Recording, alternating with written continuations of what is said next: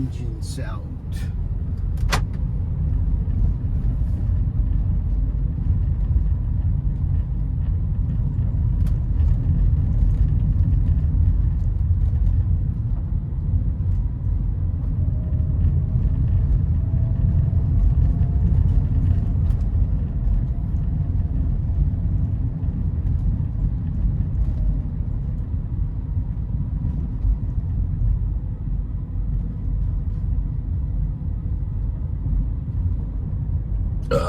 Excuse me.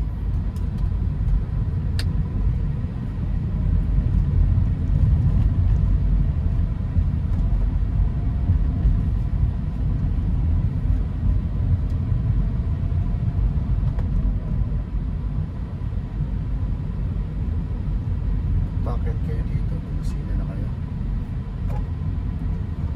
Kasi nga, lipot ng daan. Dati nabihitin ako dito. Hindi ko alam dito, dun sa part na yun. Yung isang ahon na lang. Dahil kakatingin ko sa kala ko hindi ganun matarik.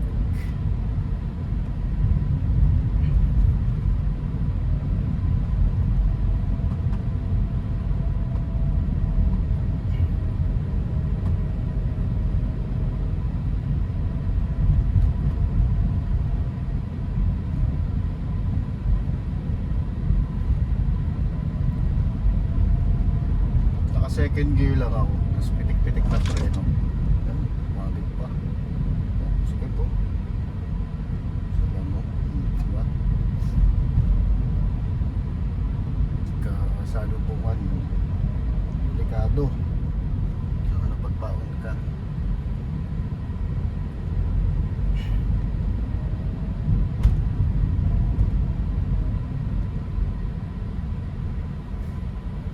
Maganda sana kung palawakin nila to. Mas kagaya nun. Napaka-pipot.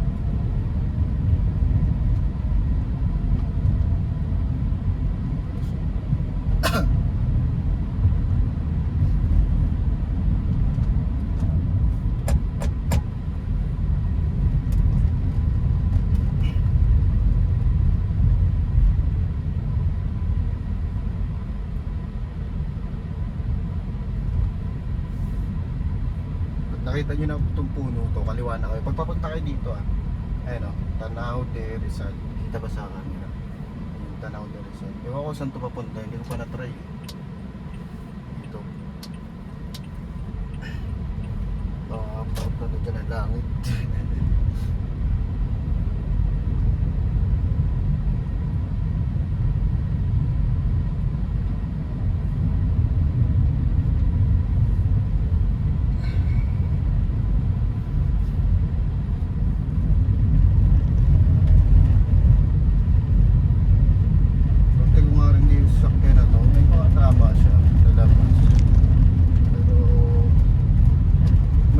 Sa first owner nito, Medrep.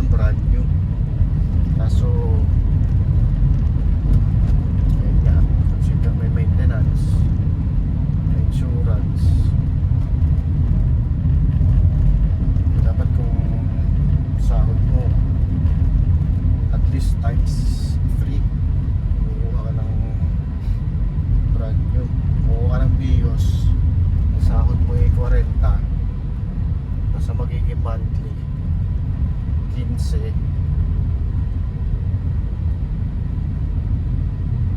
Dapat sumahod ka man lang ng 15, 30, mga 45. Actually, mahali pa nga yun. Dapat at least mga 60. Kasi may mga iba-iba expenses, car wash, maintenance, lalo na pagka sa maintain. PMS pa lang nan. Kaya sabi ko, second hand na lang ako.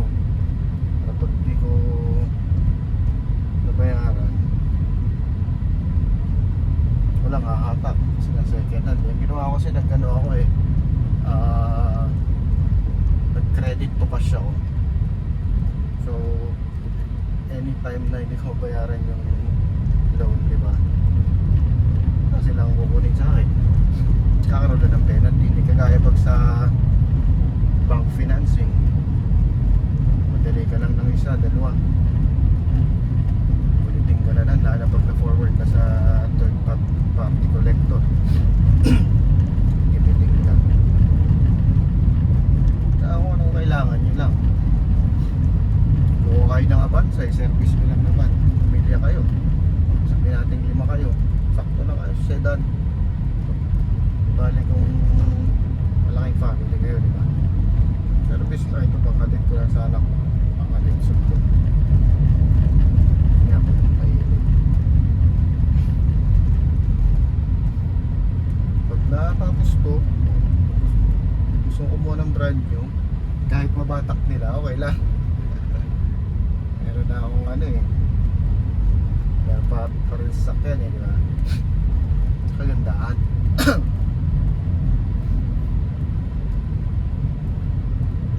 Ngayon nga lang, magsasama kayo na mechanic talaga. Tsaka huwag kayong bibili ng mura. Ibig ko sabihin, kung ang target nyo sa sakyan, for example, Vios, hanap kayo ng model na gusto nyo, okay, mga 2020 above, 2019 above, okay na yun. I-check nyo yung value sa marketplace. Pag yung nakita nyo Vios, sobrang layo dun sa mga presyo na ibang binibenta. For example, 360 yung sabihin natin yung E na Vios, so ay XLE yung manual. Tapos may nakita ka, same year model, binibenta 280, tataka ka na. May focus yan. Tsaka sa buy and sell, wala mga kung ano sa buy and sell, kaso may buy and sell yan, diba? Hindi ako fan ng buy and sell, bibili ako sa kanila bali kung mayaman ako, pero lahat ng flaws na yun yung sasabihin, diba?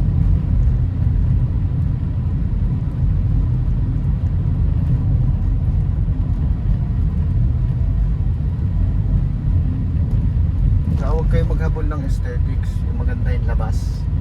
The more na maganda yung aesthetics, yung panlabas na ganda ng pintura, walang tama, the more na may prone na hidden issues yan. For example, 2019, 2020, biruin mo, sabi natin maingat ka talaga, pero imposible yun.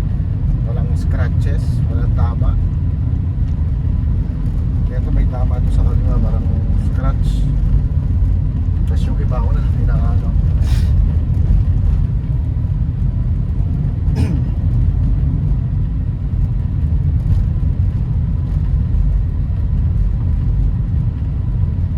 Maintenance ko na lang nito sa Shell lang, change oil, change oil, filter, mga filter.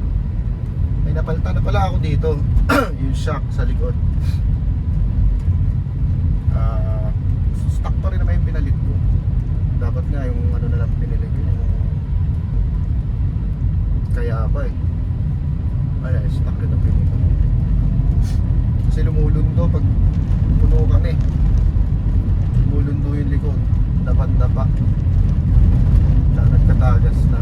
Nagpakabit na lang ako nung jinke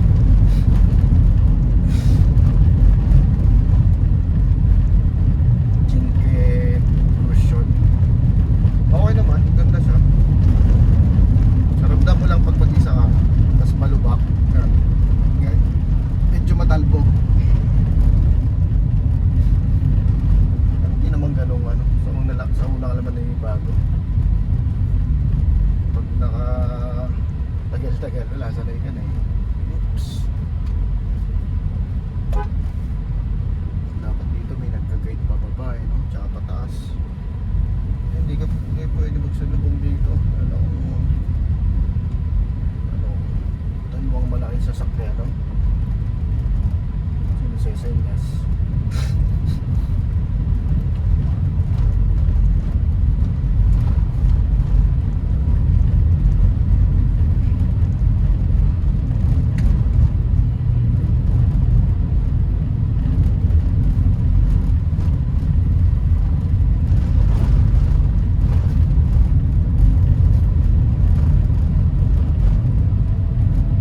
Mayaman lang ako. Taka na. Bili ako ng ano, Fortuner. Monthly nun, 39, di ba? 39 na tayo. Eh, sabi ko, kung bibili ako nun, mag-highest na lang ako. Pwede mo pang magamit pang negosyo. Mga kasunod, no? Tumaba na tayo. Ginagawa na naman. Resort.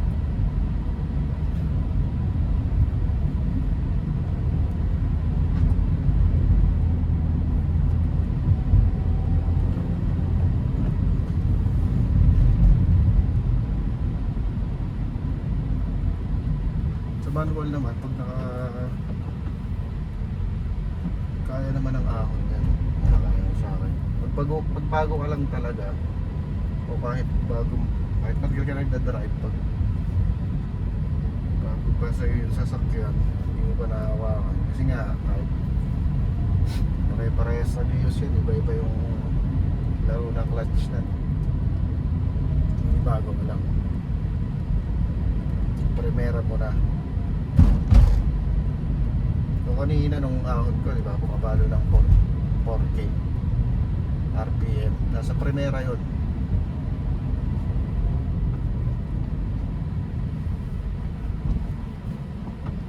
Kasi hindi mo siya pwedeng i-shift na segunda pag bumagsak yung RPM. Ayun lang naman na ano eh iingatan yun. Pagka ganyan pa ahon at hindi kayo sure, mag-primera na kayo. Pero pagka sure kayo at nakita nyo bumagsak na yung ano, yung RPM sa 2K, ramdam nyo naman yun eh, wala ng power. Primera nyo na, downshift na kayo.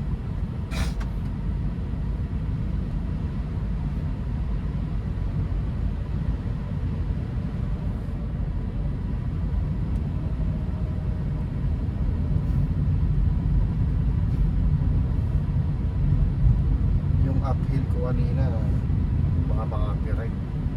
Ano kasi ako dito, tutugtog ako.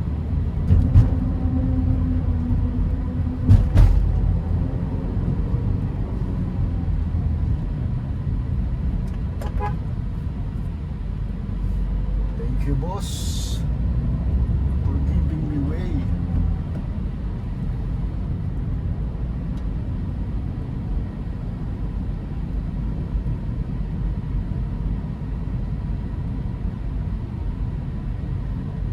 Talaga binili ko kasi manual lover ako eh. Motor ko manual. Kaya pagka long drive ay nga sa traffic talaga, pero pagka long drive nakakaantok pagka matik. Manual nga, inaantok na ako. Pag sa expressway kayo,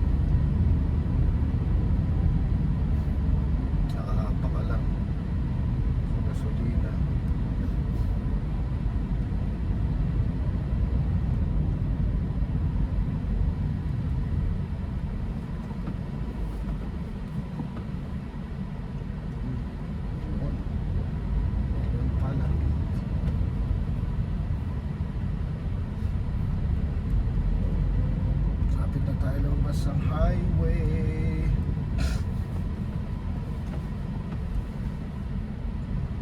Pag mag-downshift pala kami, samahan nyo din ang rev match. Yan. Kanina rev match ako pero kulang yung gasolina ko, kaya pag kulang yung apak mo sa gas, harap naman yun parang kakadyot. Lalo pag galing kasi segunda, tapos mabilis-stop mo. Pag inano mo sa primera, lakas ng kadyot. Kaya rin naman talaga yun. Ito yun, pag galing kayong Manila, pag dito kayo pinadaan sa San Pablo, Santa Miguel, ito yung Tasamiya. So galing kayo dyan, kakaliwa, kakanan pala kayo. Tapat lang ng Rizal Elementary School.